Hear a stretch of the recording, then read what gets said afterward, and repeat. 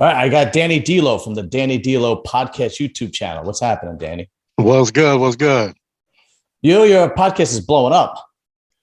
Yeah, it's working on it. No, It's a work in progress. I started following you like last month, and within like I think you jumped up like 2,000 subscribers in like a month or something like that. You know, Yeah, it's going pretty good so far, man. I'm trying to keep the momentum going.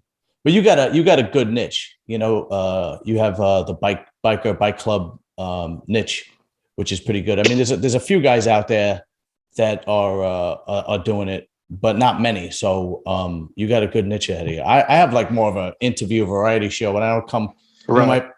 so it's a little tougher. But you got a good niche, and you've been around the game for, so a lot of people are just going to jump in and listen to you.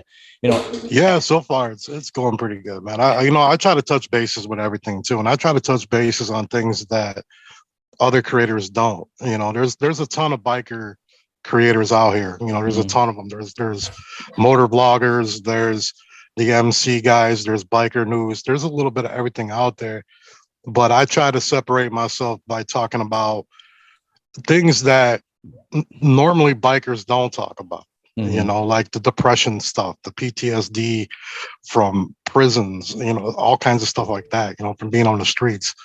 I try to touch bases on stuff like that. So I think that's kind of like what sets me apart a little bit. Not that I'm special, but No, I agree. And the more real you are, people kind of respect that. Like when you're real, people respect that. And right.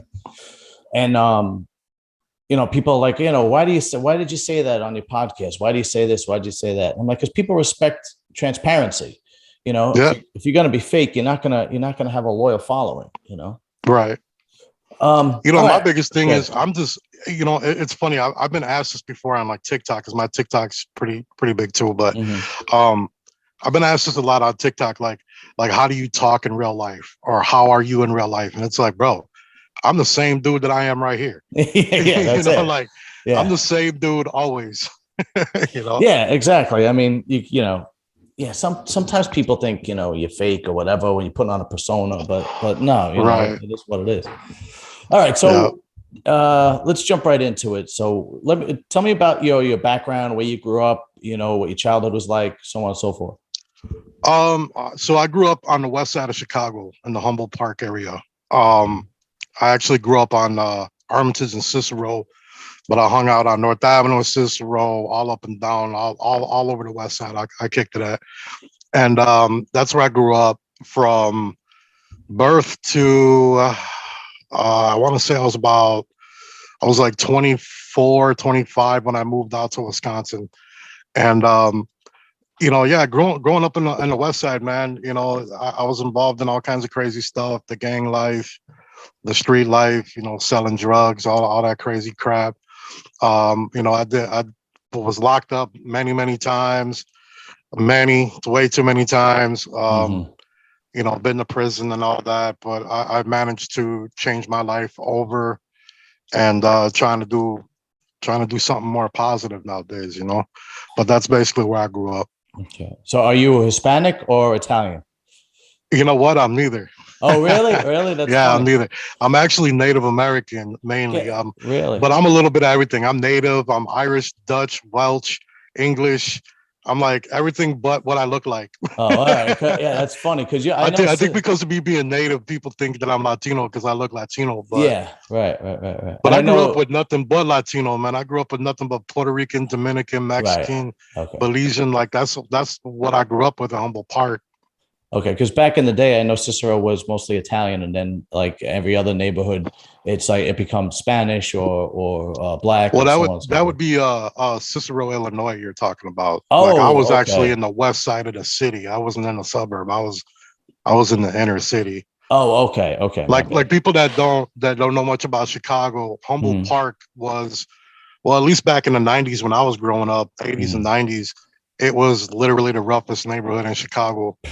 I mean, like it was up there with Cabrini Green and the projects and all that. Like at one time, I think we were worse. So it was a real place. Like, yeah, like a lot of people when they're not from Chicago and they hear Humboldt Park, they're like, oh, must be a nice little suburb or something. Nah, bro. Yeah, it ain't humble. It was ghetto as hell, man. So yeah, Cicero, Illinois. Yeah, there was a lot of Italian there. Then it became primarily Mexican now, I think. Okay.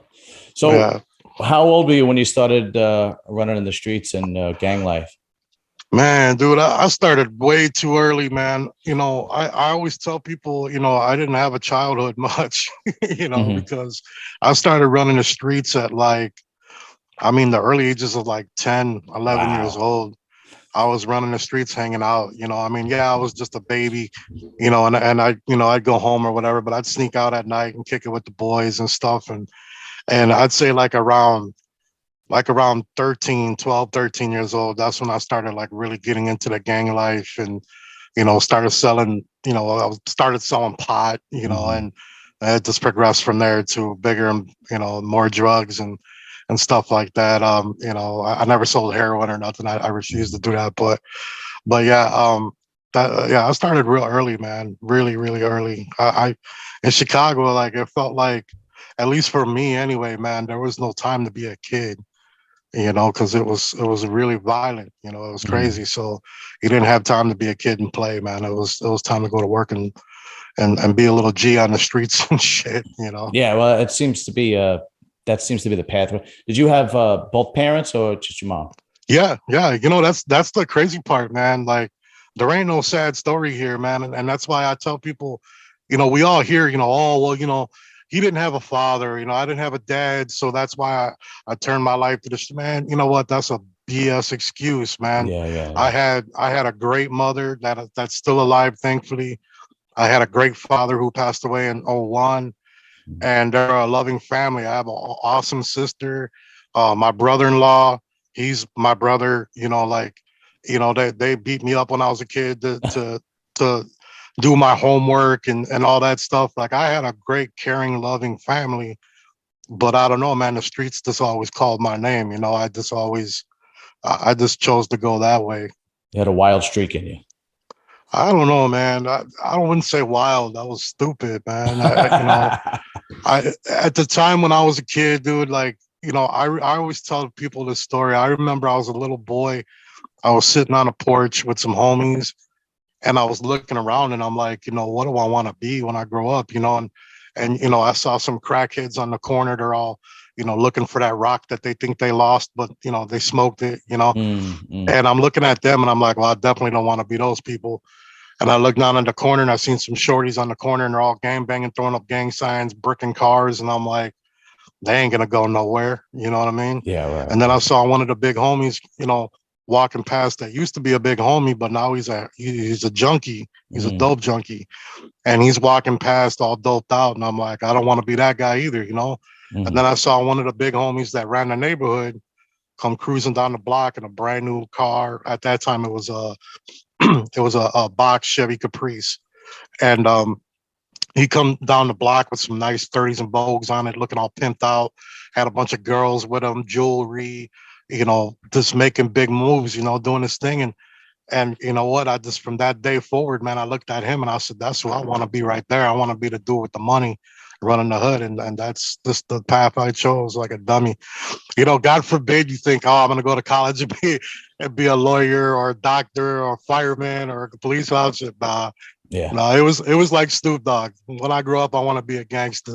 Yeah, right, right, right, right. It was Yeah. sad now, but that's how it was. No, I think a lot of kids go through that, and if you come from, a low income background, I think a lot of kids go through that. Yeah. If you don't mind me asking, what were you locked up for? So I'll tell you the most of the story. I was at a gas station, and mind you, I was a gang member. Well, I'll tell you like this: the first time I got locked up was I was supposed to join the Marine Corps on a Friday, do my paperwork. It was my biggest regret. I'll tell you guys my biggest regret. Right, right. So I was going to join the Marine Corps with my brother, Jeff Moyers. He's a good brother of mine still to this day. Mhm. We're going to go on like the quote unquote best buddy plan, right? So we're going to join together. He called me that morning. He's like, hey, man, let's go down to the recruiting office and do our paperwork, because we already went through the testing and stuff or, whatever we're supposed to do. But all we had to do is just go down there and sign the papers. And I decided I was like, you know what, man, I'm going to think it over the weekend because I got a date with this girl tonight. And You know, I want to see how things go with her before I go taking off on her, you know. Mhm. And like a stupid ass, I should have went, man. All of you listening, telling you right now, don't have regrets, man. When you think about doing something different, just do what you were set out to do. Because if I had done that, my life would have changed. So I didn't. I didn't go and do my paperwork that morning. I went out that night, hung out with this chick.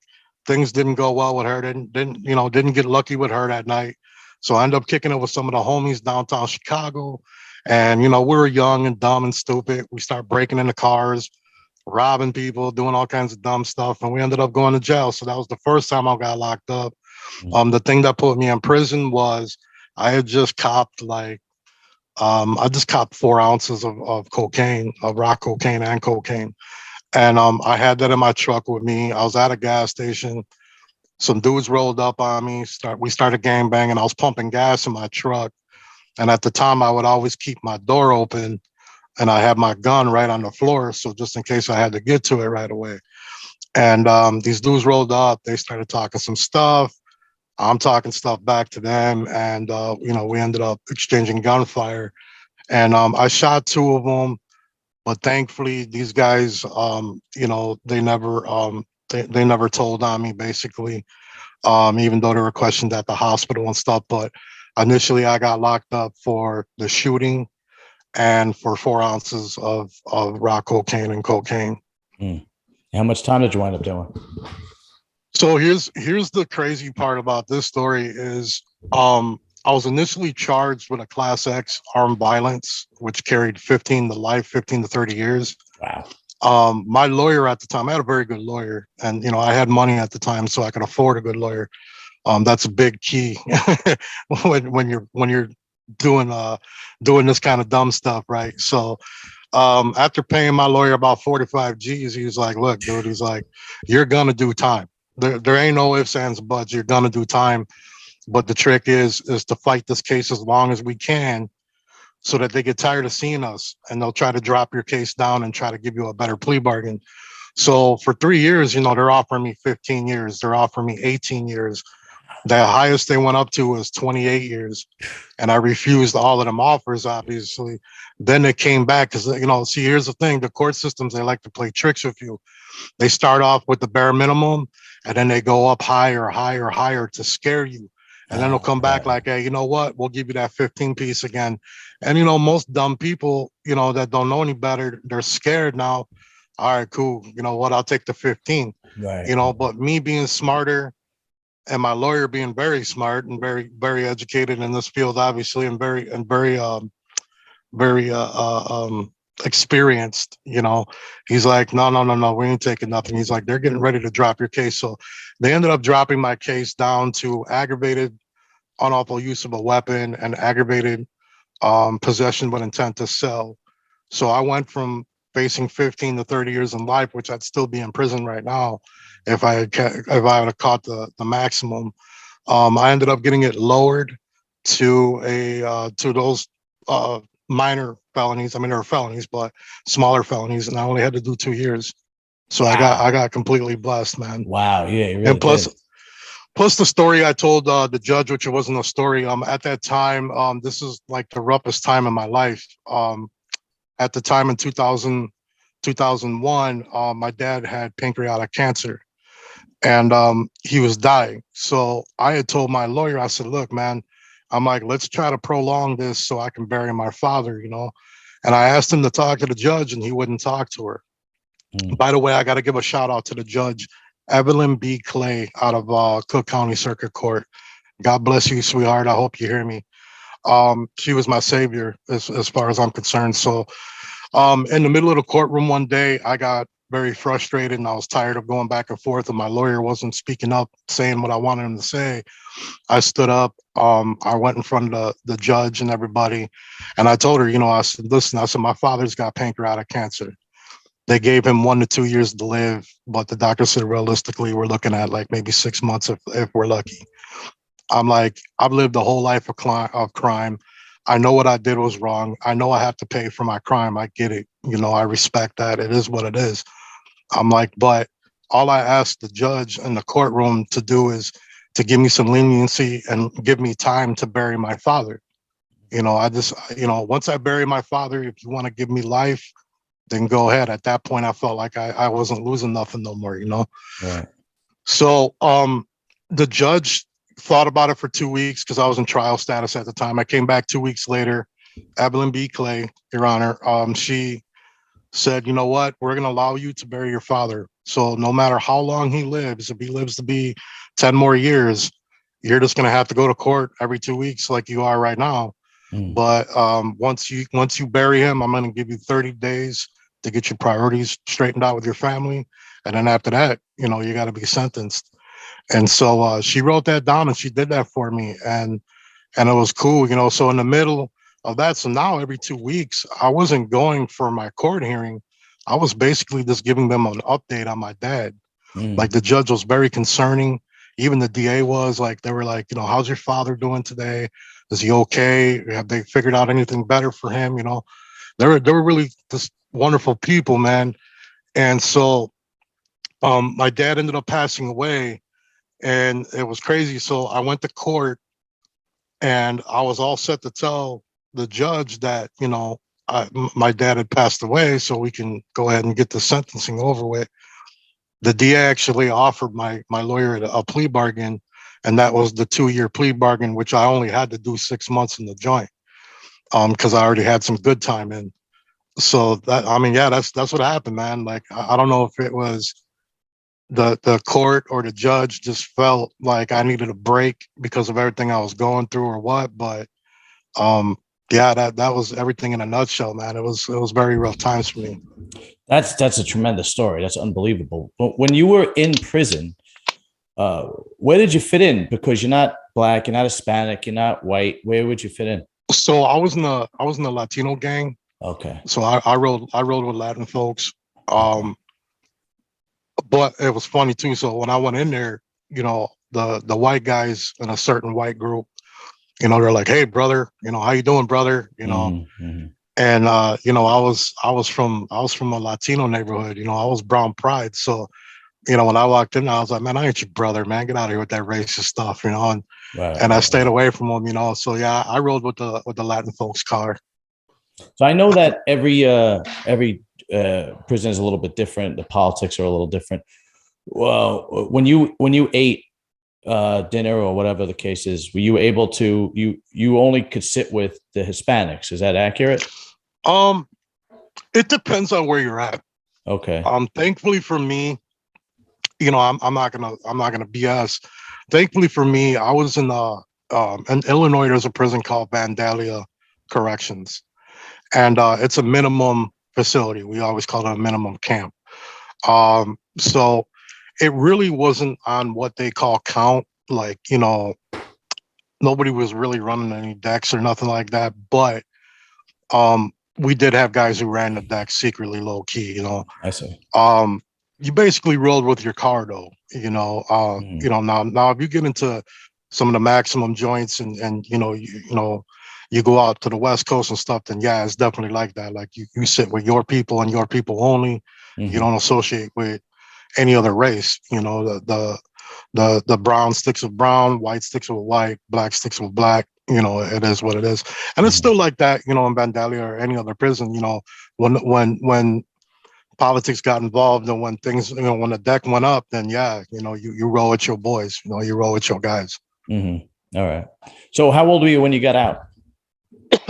I was 21 when I got out. All right. So you're 21 Or no, and excuse me, oh, excuse sorry. me. 22. 20. I have So to think yeah, for a second. Wait, wait. that's all right. So you're 22 and you come back out, and then where you headed from there? So when I got out, um, a lot of things transpired through um, going to court and going to prison and all that. My dad dying and everything. When I came home, needless to say, I was pretty pissed off at my quote unquote homies from the hood. They didn't take care. I knew the drill already. Even though it was my first time going to prison, I knew, ain't none of my guys gonna write me. They're not gonna send me money. I'm dislocated from them, disconnected from them completely. I Mhm. know how that goes. I understood that. I respected that. But I expected people to take care of my girl and my family. And when I came home, and found out that, not only did some of my homies try to mess around with my girl, and I think one of them did or whatever, but I don't remember all of it. But Yeah. um, no, nobody was there for my family. Mhm. Nobody was there. And ironically enough, the one guy that was always there for my family was my brother Jeff Moyers that I would have been a Marine with.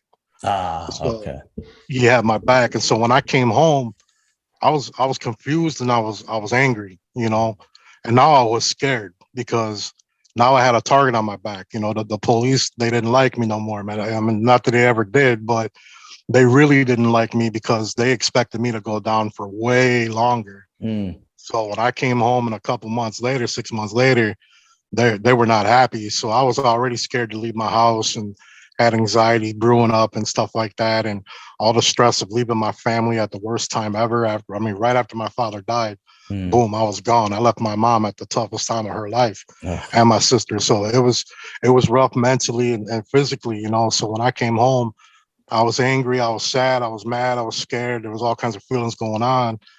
So I had a meeting with my homies from the hood, and I said, man, I'm done. Y'all didn't have my back, man.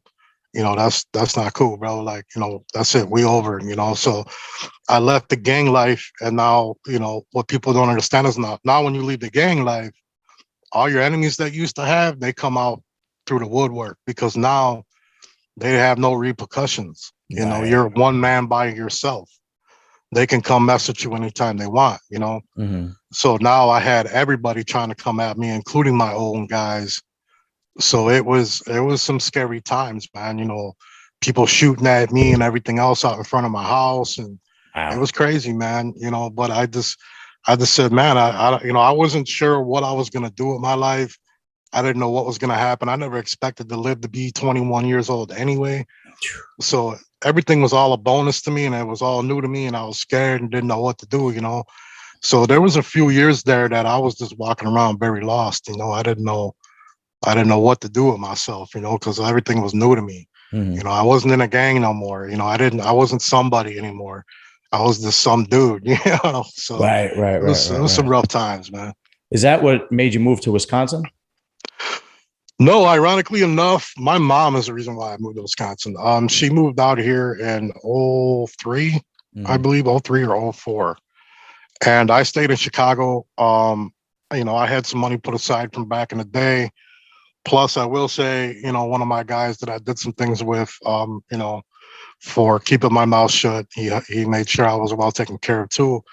And I ended up opening up a business, and then I was doing tow trucking too. So me and my Uh, boy Ben, we were working together, which was his business or whatever. But we're doing business together. We're doing the tow truck thing, chasing accidents and stuff like that. So I stayed living in Chicago, and she was out here, and I would come out here for the weekend and stuff. And she wanted me to move out here, but I mhm. didn't want to. I said, man, this whole state closes down at like 9 p.m., man. Yeah. And Yeah. I'm Yeah. like, I'm a city dude, man. Right. Like I'm out till, I don't go out to the club until 11, 12 o'clock, Yeah. so I'm like, I didn't understand it here. It was too slow for me. Right. So I stayed in the city.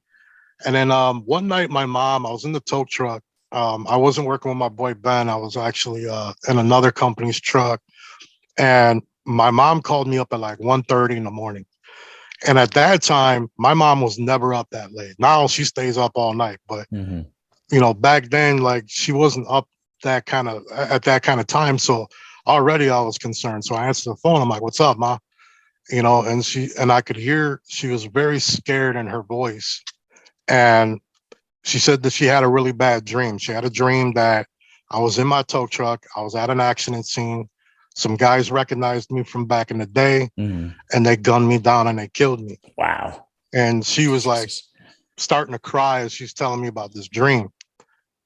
Now, mind you, I'm in my tow truck at an accident scene while she's telling me this. Oh my God. So already I'm like reaching for my Glock, like, whoa, wait a minute, what's going on? Is Right. my Right. mom trying to tell me something? So I'm looking around, and you know what? I left, and I left that night. I went to my business partner's house. I called him up. I said, I know it's late, but I got to come over and talk to you.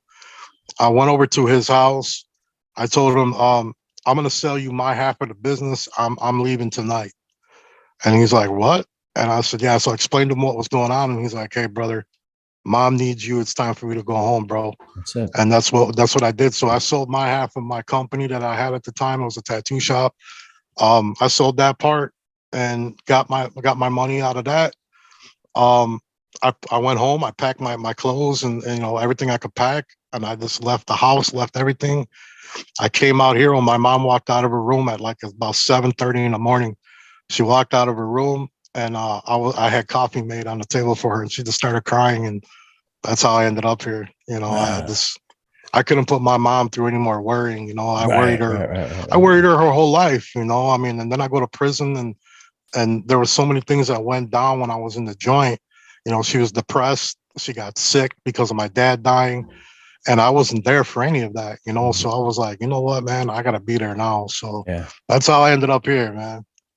You know what what's funny is the legitimate, the most legitimate tough guys are always the most stand-up guys. Right. It seems like the most legitimate, the most sincerest tough guys, like legit tough guys, they have the best morals. Oddly enough, people don't realize is my oldest brother, his best friend was a tow truck driver, and we're originally from Brooklyn. Okay. And what a lot of people don't realize is to be a tow truck driver, you still it's a rough game. Like you have to be street tough. Yeah. My brother's friend was constantly fighting in the street because Yeah. other tow truck companies were trying to get the lift, and trying to get the car, and so on and so forth. Yeah. Was it the same way with you? Oh, dude, it was gang banging in tow trucks, man. It's It unbelievable. was so crazy. I was like, damn, man. I'm like, I got in this game to keep myself out of trouble and have a legitimate job and do something useful with my life. And I'm like, here I am getting beat up over here. I'm beating this Yeah, dude up over there. I'm chasing dudes in tow trucks, ramming them. I'm like, what the hell is going? I'm like, man, yeah. When you accident chase, dude, it's no joke, man. It's yeah, it's gangster, man. yeah. It really Because you is. got so many guys too. Like they want to be like, oh well, this is my area. This is my area. Stay out of my area. And I'm like, Yeah, man, ain't nobody gonna tell me shit. I'm right, here. right, right. Yeah, And exactly. then here you go. Now you swinging in front of the cops and everything. Yeah, he was the same way, and he was a little guy. He wasn't a big dude, but he had Right. he had balls. His name was Andy, and he passed away. Okay. But he was just a little dude, and he would throw down in a heartbeat. But it was, Right. yeah. So All I've right. always been a big dude, but I'm short, but I've always been a big, solid, Yeah. like wide dude. So I've always had a little bit of intimidation, but in the city, there ain't no intimidation, bro. Right. We all gangsters in the city. You know what I'm Yeah, saying? when you're from that back, look, if you're a tow truck driver, I mean, I don't know how it is today, but back in the 90s, early 2000s, when you were doing it, if you were a tow truck driver, yeah, you had to be fucking tough. Like it Yeah. was no joke. Yeah. All right, Yeah. so you finally moved to Wisconsin. You're taking care of your mom. How do you go from, how do you finally get into the biker life?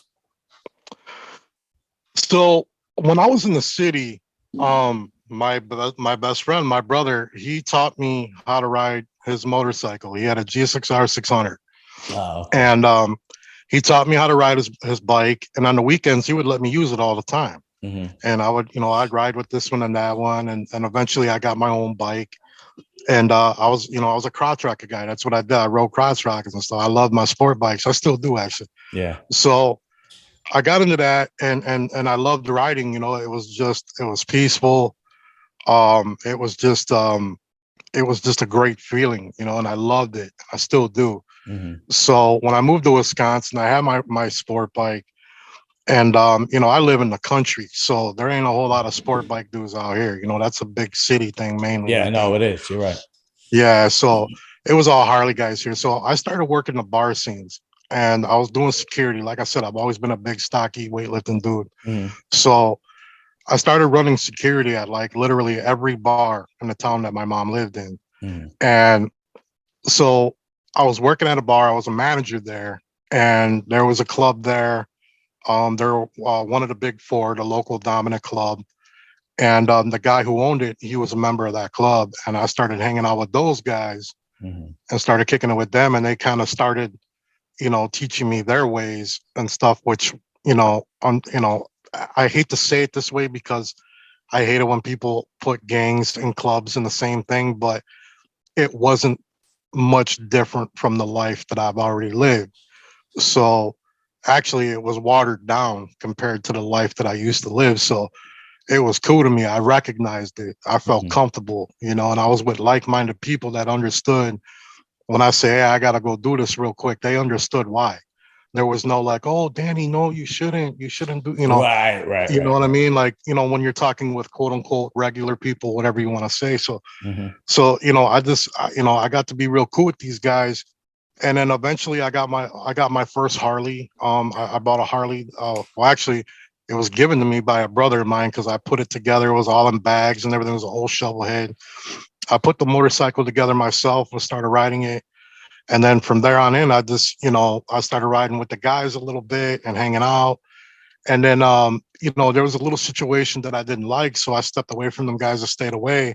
And so for years, I stayed away from the club life, but it was kind of always calling me. So later on, a few years later, I rode around with another club for a little bit, hung out with them. I started to join them, and then I decided, nah, I'm a little too more serious than this small club. Hmm. So, and they were cool guys. They were great guys, but they just, they weren't as serious as I am. Hmm. So, um, I didn't end up joining them. And then some years passed by again, and some brothers of mine were opening up a chapter for another big four 1% motorcycle club. Hmm. And it was just, it was one of them things where it just felt like it was something I needed to do. So that's how I got into the biker world. I've been in the biker world for a long time, but then I finally joined a big club. Hmm. So when you join, a lot of people want to know about prospecting. What you have to do and how long it takes, especially for one of the big four clubs. You know, it all depends on the kind of club. When you're prospecting for um, a big 1% club, it's a lot different prospecting for them than it is like a smaller support club or a mom and pop club or 99, whatever you want to call them. It's a lot more serious, and you're not being treated like a piece of garbage. You're being treated like a man, but you are expected to do duties, Mm-hmm. and they're not the duties that most civilians think like, oh, you got to go kill somebody. Oh, you Yeah, got to go yeah, beat yeah. people up. Like, it's not like that, man. I mean, it's simple stuff. It is, you know what? One of the old brothers is, having a hard time getting around.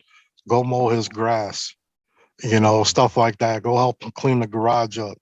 And in the process of doing that with that old brother, you start learning some things because you'll sit down, have a beer with him. He'll start telling stories. Now you're getting more knowledge of the world that you're trying to enter. So it's a little more respectful. Now, don't get me wrong, you're gonna get hazed, you're gonna get messed with, and it's all in fun. It's normally done respectfully. Mhm. Like when you're in the smaller clubs, you'll get some real asinine stuff. Like I've heard of guys being told, you got to pick up a quarter with your butt cheeks. And that's kind of the difference between a 1%er like me and those kind of guys. Because if you told me that, I, yeah, Yeah, it's not happening. I'd tell Yeah. you, tell your mother to go do it. Yeah. you know, Yeah, it's just and not now we happening. Yeah. swinging. You know what I mean? Right. So yeah, it's a big difference, man. But I mean, it's just time consuming, man. It's giving up your time and showing them that you want that you want to be there. Mhm. And when you were prospecting, did you ever run into, well, how long did you prospect for, first of all? I really can't get into anything like that. Okay, no problem. No problem. All right, so we'll skip that. Right. So how far did you make it in the, because you were, from what I understand from one of your YouTube videos, you were a sergeant at arms. Am I accurate? Yeah. Yeah. Okay. Yeah. When I got involved in my chapter, it was a fresh chapter just opening up, and I didn't want to be anything more than just a member. Mhm. Because I know my mentality, and I really don't want my mentality to come back out. So I tried to just stay chill and just do my thing. And I was out and about, and the guy that was a sergeant at arms at the time, um, short and sweet, he was a piece of shit. and he did some dumb stuff. We're out and about one day, and you know, when you're in a big club like that, even if it's only 3 or 4 of you, it doesn't matter how many of you are there are.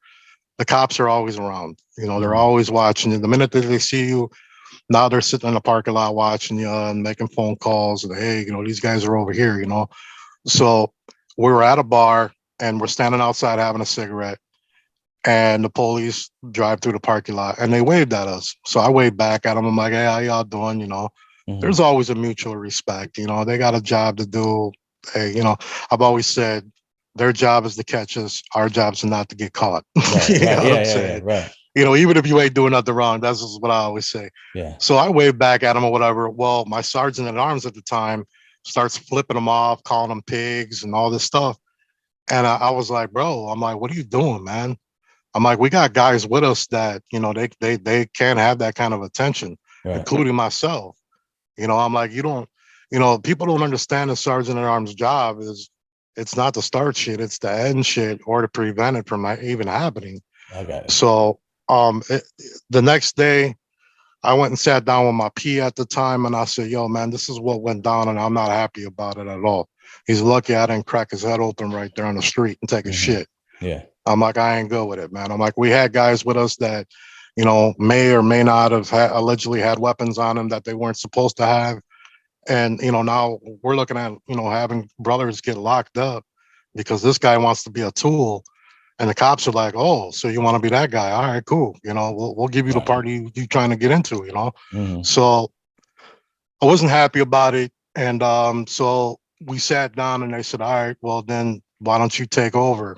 And I said, man, I'm like, I don't want the job, man. But it turned out that that was the job for me, you know. So I took over. I took his patch from him, and that's how I became who I was, and that was that. And what happened to him though? Is he just get demoted or he got No, yeah, he just lost the rank. That's all. You know, okay. he got yelled at. You know, me and him had a conversation, we could say, Hmm. and you know what? After he understood, you know, that he messed up, and he understood that that wasn't really his job for him. You know, he's a guy that wants to party, do drugs, and do dumb shit, and that's not a sergeant at arms. Right, right, You right. know, so so yeah, it was what it was. You know, So what are the responsibilities of a sergeant at arms? being a sergeant at arms in any club, but especially a 1% club, but primarily any club, your duties are, you know, your main duty is to keep your president of your club safe, but your duty is to keep all your brothers safe. You're the first one in and the last one out. You Hmm. know, like say we're in a club and we're going to this event. We're going to a bar. Let's just say we're going to a bar. Me as a sergeant at arms, I'm going to tell you, hey, bro, go over to that bar. Don't wear your colors. Leave them here with me. I'll bring them to you. Go in there, just chill, watch the environment, check out the scenery. Let me know that if there's any clubs in there, any rivals, any problems, anything like that.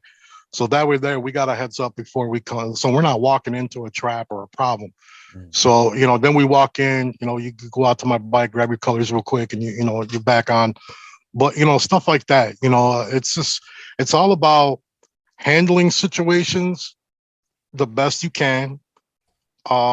It's very political. It's not always, you know, about being violent, but yes, you know, violence does occur and that is in there. You know, if you're attacking one of my brothers, what you think is going to happen, you know? Right, right, right. So it's just all about keeping the club safe, keeping everybody whole, and making sure we all go home at night. And that includes not letting somebody do some dumb shit to get locked up. You know, I Hmm. mean, there's a there's a multitude of tasks in hand at that point. You know, you're the guy that's in the front line. You know, I mean, a lot of people will tell you that being a sergeant at arms, especially in a 1% club, you know, you're damn near the guy that runs the whole club.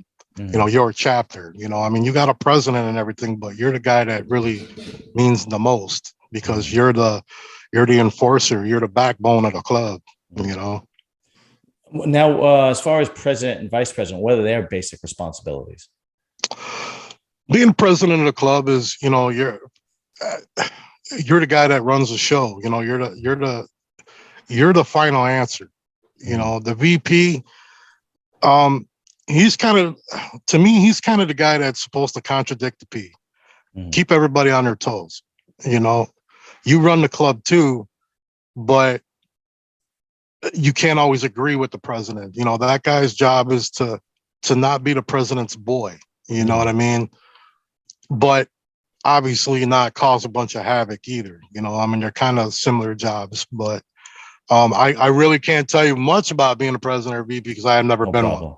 Okay. So I can't really, I really can't explain it, you know, because like I said, you know, I've never been one. No problem.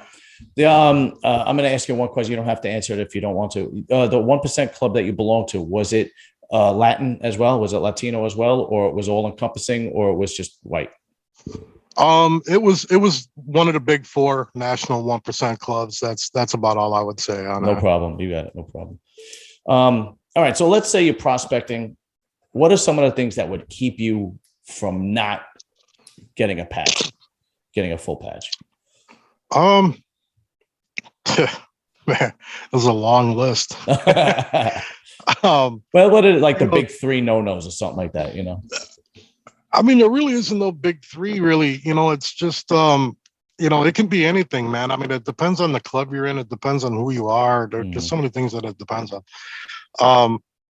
You know, one of the main things is, you know, if you get caught talking to the police or something, you're out, you know.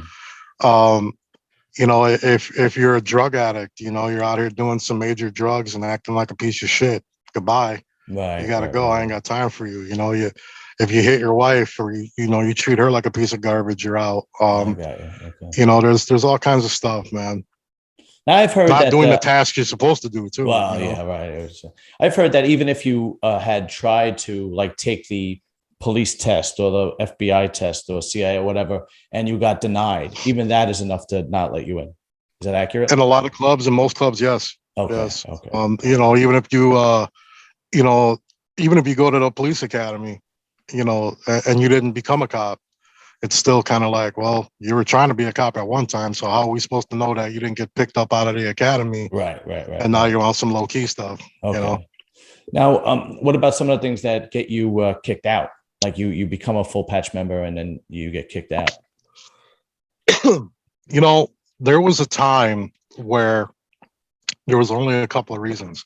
It would be doing heroin or some kind of crazy drug like that, snitching, or there was another one too, but I'm drawing a blank for some reason. But there was only like a couple of things. You know, now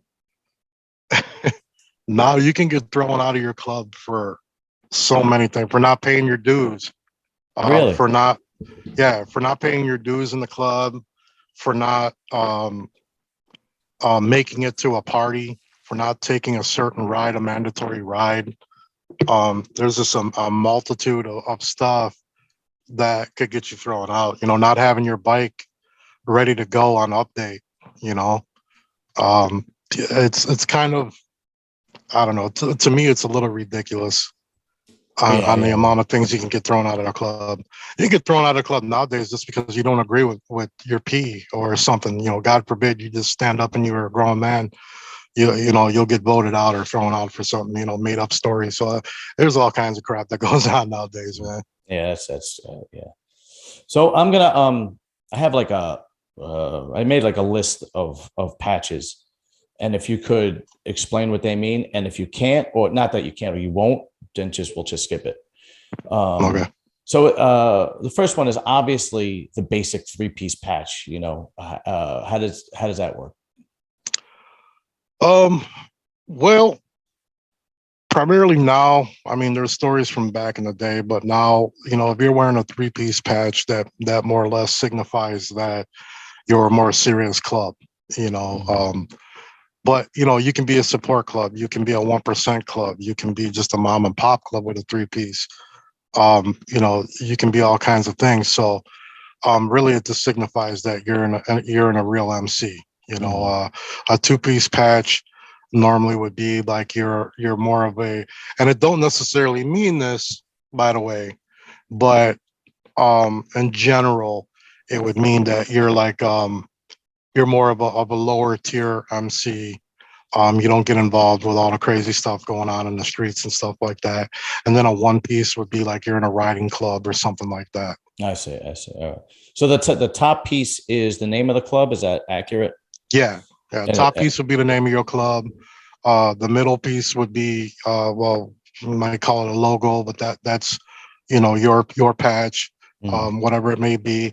And then your bottom rocker, I mean, it can be the state you're in, the county you're in, the town you're in. It could say United States. It could say a variety of things, whatever they want to run. And all right, so the next one is basically the diamond 1%. Not just means you're 1%. I'm assuming, right? Yeah. Yeah. Okay. Yeah. It means you are the cream of the crop. That means Okay. you are the top of the food chain. You answer to nobody. Okay. Let's see. I've seen, and then there are some patches I've seen that I just don't know them name. I've seen some vests that say Nomad. What does that mean? That I won't get into. Okay. I kind of leave that alone. No problem. No problem. I've seen American flag. That just mean you're just proud to be American? Yeah. Okay. Yeah. That's basically it. A lot of guys that wear that stuff. I've seen filthy few. Is that another one we can't talk about? Yeah, I won't get into Okay, that. no problem. Somebody's nickname, is that just somebody's nickname or is it more specific? No, it's just somebody's nickname. Okay. They'll usually be like in the front of your vest or whatever. Okay. I've seen like random numbers. Do you know what I mean? Like I've seen some by me. By me, it's always angels or pagans, and I've seen like the angels like have 81 or something like that. So 81, all that is that signifies the letters of their club. The eighth letter and the first number, our first letter of the alphabet. That's all that means. Oh, okay, okay. Yeah, different clubs that have, this or that. Yeah, that's all it signifies. It usually just signifies, the name of their club, like, HA or something like that. I gotcha. Okay. So it's the number of the letter of the alphabet. I gotcha. Okay. Yep. I've seen the number 13 a lot. Yeah, I won't get into that. Okay. And mustache color. There's different mustaches with different colors. Yeah, I'm going to be honest. I'm not even sure what that is. Really? Oh, okay. Yeah. Like I've seen red mustaches, black mustaches. I don't know. Okay. Yeah, I'm not even sure, man. And then of course I've seen like, but I think I know what this means. I've seen like, army stripes, sergeant stripes. I'm assuming that's sergeant at arms, right? It could be. Okay. Or it's possible. All right. Okay.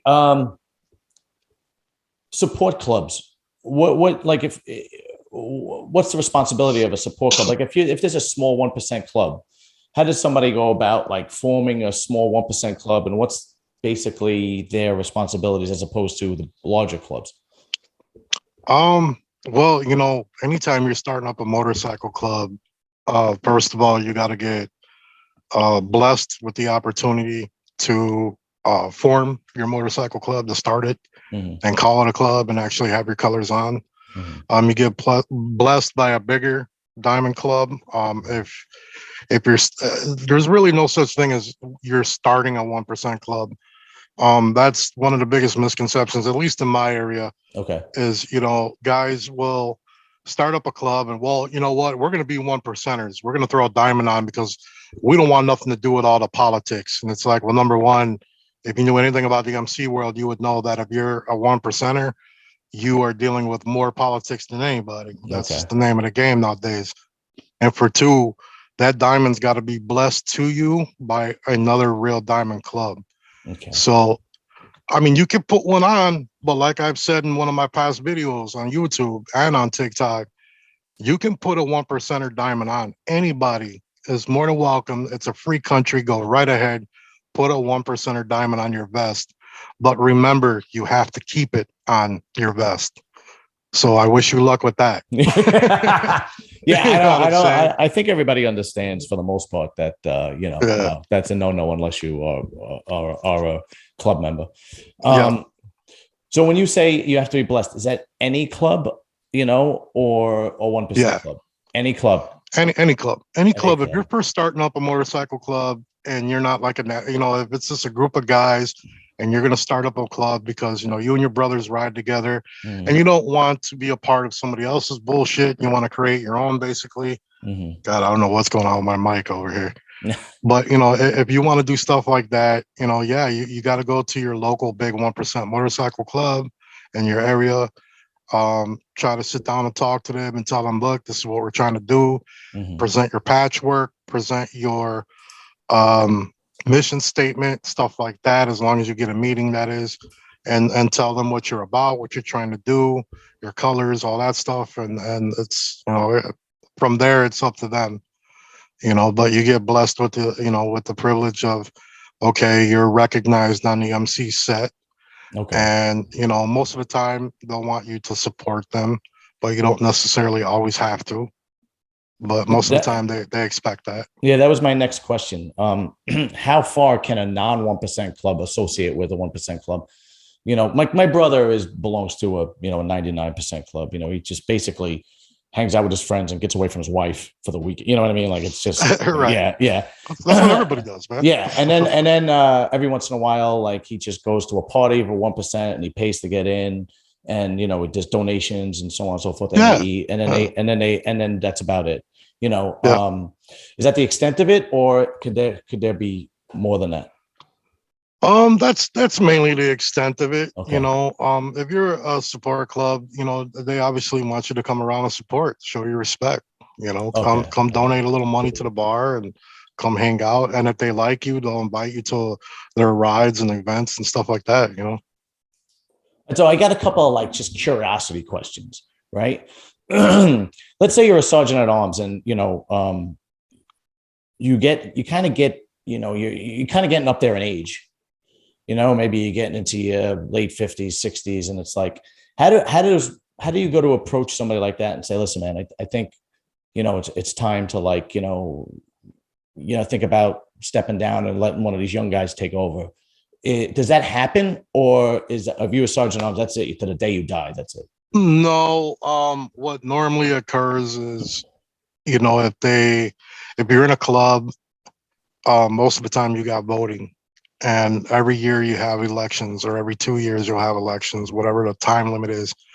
And you have your elections in your chapter and in your whole nation if you're in a national club. Mhm. And if you get voted out, you get voted out, man. If they vote somebody else in that position, well, that's their position also.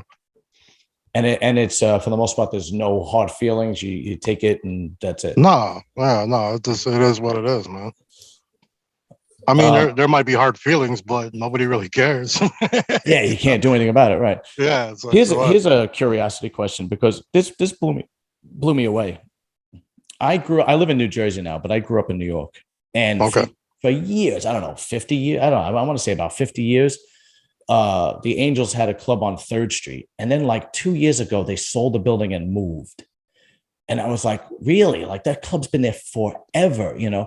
what was the overall like emotion or attitude toward them selling that building? Was it just like, hey, listen, you got, or it was like, wow, like, I can't believe they did that, or they shouldn't have did that, or what I was don't even know. I can't even begin to answer that because I've never associated with them. Oh, okay, okay. I don't know. I mean, I would say, maybe they were having a hard time keeping the membership up, and they just couldn't keep up with the building.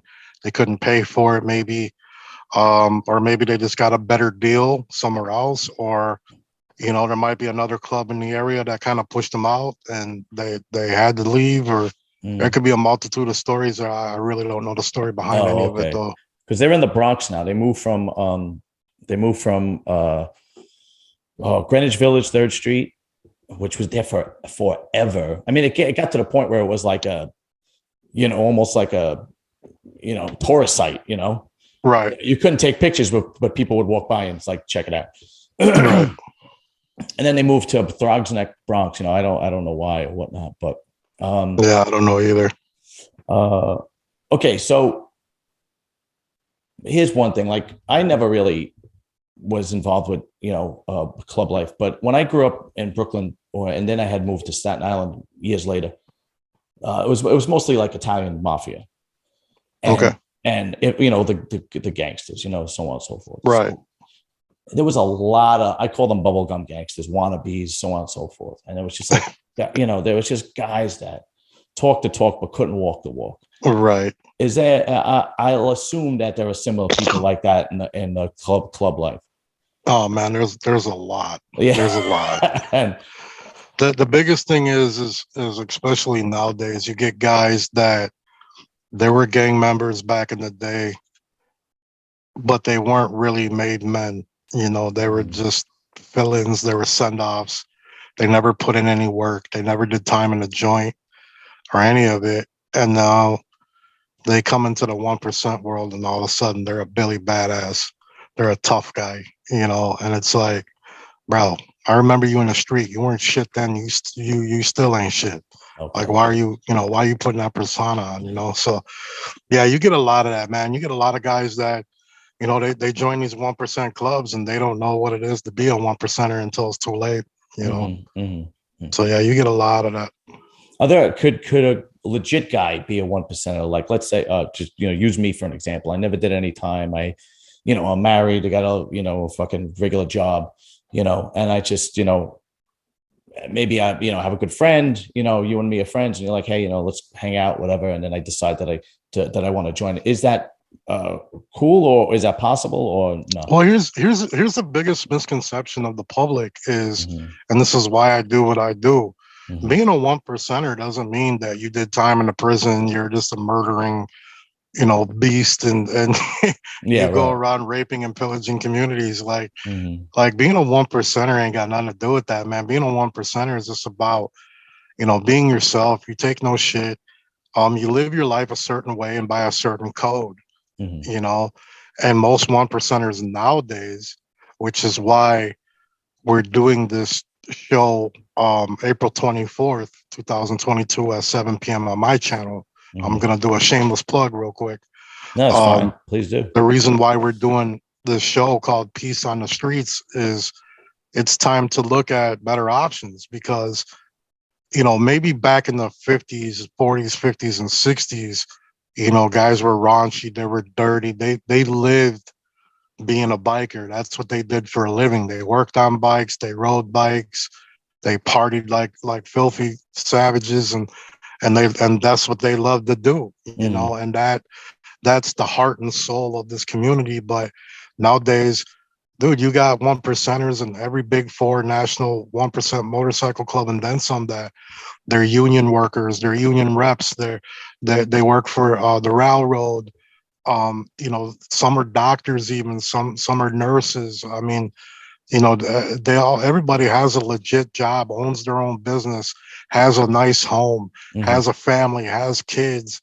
I mean, they're regular people, but we just, we live by a certain code.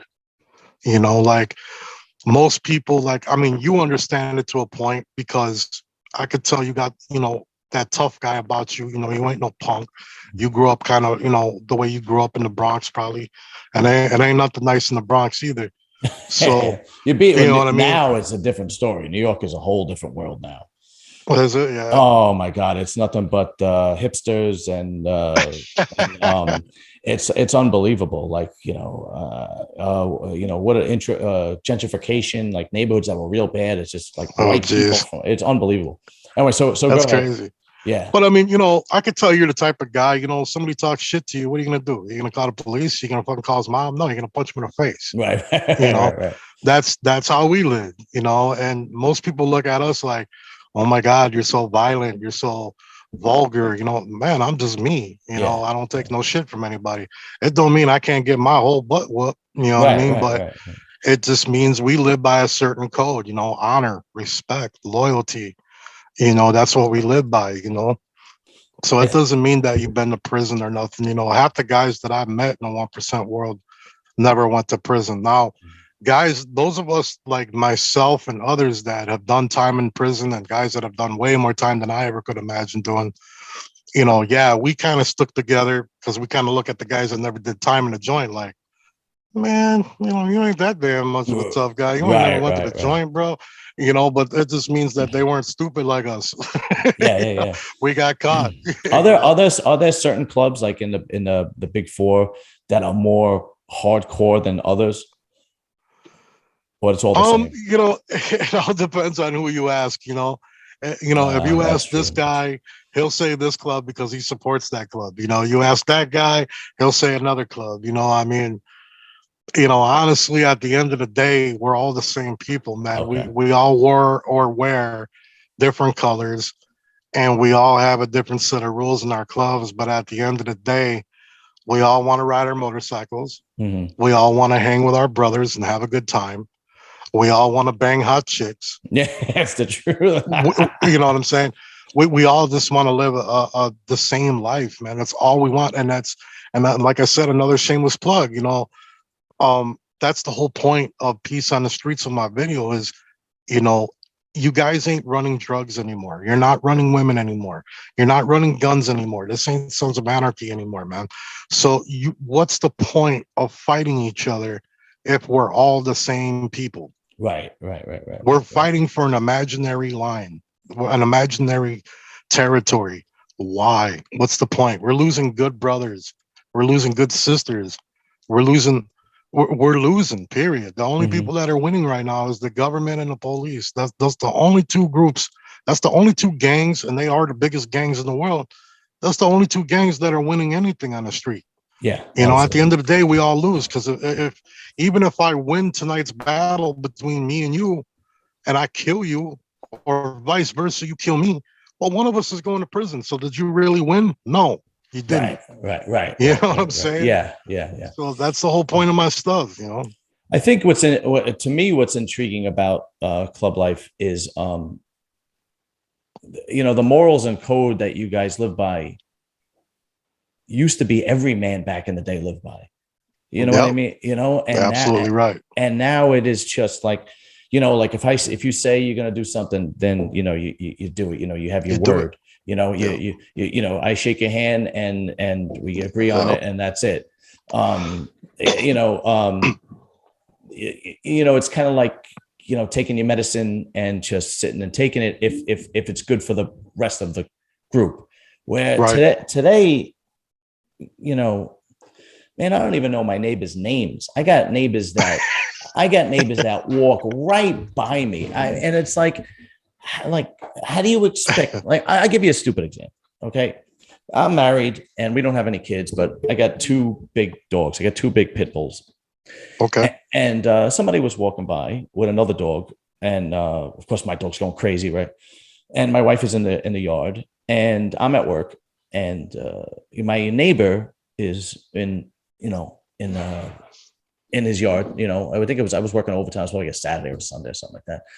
And the guy got into an argument with my wife, saying, shut your dog up or whatever, something stupid like that, you know.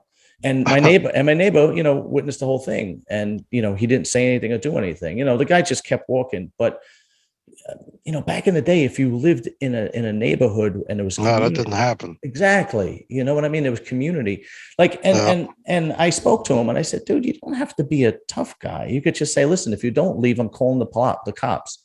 If right. you don't stop bothering, I'm calling the police. And then you have your Yeah, phone in your hand and be like, all right, it's, you don't. But it was yeah. totally ignored. And back in the day, it was like, so when I was a kid, I remember I had this friend, this girl that lived on my block, and she was going to school, and she used to take the train to go downtown Brooklyn, and she takes the train to come home, and she would walk home, and we were like in high school, and she was going to a private school, whatever, and this guy would follow her in a car, like for like a week or so. So Mhm. she was on what was 18th Avenue at the time. The neighborhood was all Italian, not so much anymore. And Right. she goes into one of the stores, one of the cafes, and she just says, I'm scared. There's a guy follow me every day. And the guy comes outside, sees the car, and says, all right, I know who that is. Don't worry, he won't ever bother you again. And he never did it again. Right. I don't know what happened, but the guy never bit me, right? Yeah. And that doesn't happen anymore, but that still lives in the community that you're from. Yep. Yep. It's funny you said that because literally just so it was about a week and a half, maybe almost 2 weeks ago now.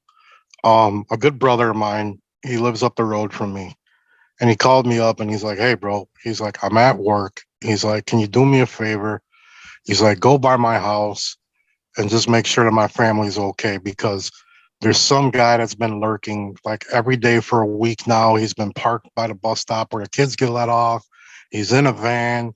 He's like, I don't know what this guy is doing, but this ain't right. It's shady." He goes, "Can you just hang out there till I get there?" I'll see ya. No problem, brother. I got you. So I go to the house. I ask his wife. I said, "Hey, well, what color van is this or whatever?" She tells me what color van. It's got Illinois plates. Blah blah blah. I said, "Okay, cool." So I'm on my bike and it's freezing outside. So I got a bandana over my face. So I'm not looking like a nice guy, Yeah, yeah, yeah. So I pull up on this dude, and I get off my bike. I walk up to the window, and you know, I told him, "Put your window down." He puts his window down. I'm like, "What are you doing here?"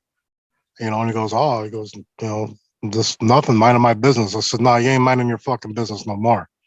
I'm like, "What's your problem? Why are you been hanging out here doing this, sitting here? What are you up to?"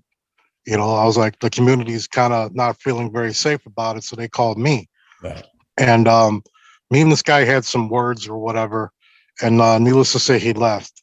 right. And I went down to the police station because I know all the cops in my area, and Mm. they know me, and we have a quote unquote common respect. Um, I let them handle a situation first. If that doesn't work, then I'll go handle it. And Right. we have that common respect with each other. They asked me to because before I would just go off and do whatever. But now they're like, "Come on, dude, you gotta let us do our jobs. You're making us look bad out here." Right, So we're all cool or whatever. So I went down to the PD. I told them what happened, and they're like, "Yeah, that guy was a real jerk," and blah blah blah. And I'm like, "Yeah." I'm like, "He tried that whole I'm a black guy and I'm woke. I don't oh have to answer your God. questions. I don't have to give you my ID and all that." And I'm like, "Hey, listen, homie, I'm not the police. I'm not bound by any laws. The only law I'm bound by is not getting caught hiding a body. You feel me? So either you tell me who you are and who you work for, or this is going to be a bad day for both of us." You Right, know, right. Yeah. and his attitude completely changed. It's funny Yeah. It's how these woke guys, when they're with the police and they know they can get away with that, they got all that mouth yapping, but when they're in the presence of somebody that they know they're not going to get away with that with, all of a sudden, suddenly their attitude changes and they'll answer any question you want. yeah, it's the truth, man. It It's really is. funny. All of a sudden they really are awake. They're not Yeah. woke. They're awake Yeah. Yeah, right, right, right, because the right. reality is in front of them. So yeah, the guy ended up leaving or whatever. And I didn't think nothing of it. It's my brother. My brother calls me, "Yeah, I'm on my way," and he's not in Yeah, a yeah. club or nothing. He's just a good one of my good friends. Mm. And and that's all I am. I'll protect any of my brother's family. If I say I love you and you're my friend, your family's protected under me. That's just how I roll. That's how any of us roll in this game. Right. So it was like 2 weeks later. I'm on Facebook. Like I think it was yesterday or the day before, and I commented on a friend of mine's post, and some lady that I've never met, I don't know her or nothing. She just hurried up and commented on it real quick, and she's like, "Hey, D'Lo," she's like, "Thanks for being here for our community and making sure that all of us were safe the other day and chasing that guy out of here. We really appreciate you. Like the whole neighborhood is really thankful for you." Mm. And I was like, "Damn, I don't even know these people." So, the little community, they all talk like, "Don't trip, D'Lo got this." Yeah, yeah. you No, know, and I wish there was more like that. And it's I just do not. too, man, It's because I don't just understand that. I don't understand how I'm old school, man. Like, kids that used to race up and down my block, which they're all grown up now and they're really good kids. But when they were younger, a few years back, they'd race up and down my block, man, and I go check the shit out of them and let them know, like, "Hey, listen, bro, you in my neighborhood. right, right. This is my block. This block is protected. My neighbors, even like years ago, somebody broke into my neighbor's house and they ended up catching the guy in the house. So Wow. she Okay. held him at gunpoint and the cops came and everything and blah blah blah. And when I got home, I didn't know what was going on. Like I knocked over a cop in the front yard and everything, trying to get to my family because I didn't know what was going on. And my neighbor in front of the cops and everything, she goes, "Where were you? I know if you would have been home, this would have never happened." And that made me feel so good, you know, like my neighbors know that they're protected because I live here, you know, like the kids, you know, they'll be knocking over garbage cans. They mess with mailboxes, you know, being punk kids, you know, typical country suburban kids. Us city guys, we look at that, we're like, that's stupid. Why do you do that? Yeah. You know what I mean? But you know, these kids do this dumb shit for fun. And you know what? They do it on every block in my neighborhood, but they don't come down my block. You know, they all respect. They all like, nah, we ain't messing with Big D over there. Nope. Yeah, it's unbelievable. It's the truth, man. And that's how it used to be. You know, you always had a tough guy on the block, and nobody messed up that block because that guy lived there. Yeah, and it was even more than that. Like, you know, my mother used to know where I was without, you know, me knowing she knew where I was, because the lady around the corner that my mother knew called, "Oh, your son is over here doing this and so on and so forth." And you know, and it's not like that anymore, man. It's just and all of our parents, they could beat us all up. They didn't have to be our parents. That's right. Yeah, that's right. You know? That's right. You're right. Yeah, I remember one of my boys, man, Carlos, his mom, Mrs. Rivera. I remember one day I was just a shorty, man. And I don't know, she said something that I obviously didn't like. And I called her the B word. Oh. And dude, she smacked the taste out of my mouth, bro. Like she pimp smacked me, man. This old Puerto Rican, bro, this smack, you know. And I'm like, I'm gonna tell my mom you hit me. She's like, I effing dare you. I dare you. I'm gonna call her right now and tell her. And she did. Yeah. I'm like, oh no, don't call my mom. Don't call my mom. No, it's cool. You know, that's how it used to be back in the day. It was old school. Now, you know. Now it's Ethan and Kyle got into a little conflict. Exactly. And now if the teacher yells at your kid, now the parents are looking to get the teacher fired, and it's like, what? Oh yeah, it's crazy, dude. It's crazy. It really is. It's unbelievable, but it's unfortunate. So you know, it is what it is, man. Listen, Danny, I really appreciate you doing this, man. No problem, man. You know, I say this to a lot of people that come on my show. Like, I'm not Joe Rogan. I know where I stand. So anybody who comes on, I appreciate greatly, because, you know, I'm constantly, you know, chasing guests to come on and so on and so forth. Right. So I really, really appreciate you coming on, dude. I really appreciate having the conversation. And I will email you this interview, and you know, you can do whatever you want with it. And I'll let you know when it's up and everything, and I'll tag you on Instagram and TikTok and all that, and so on and so forth. Sounds good, man. Sounds good. Much respect. I enjoyed doing the show, man. It was good talking. We'll do it again, definitely. Yeah, definitely. And good luck with your show, man. Thanks a lot. Thank you very much, brother. I'll talk to you soon. All right, bro. Later. Peace.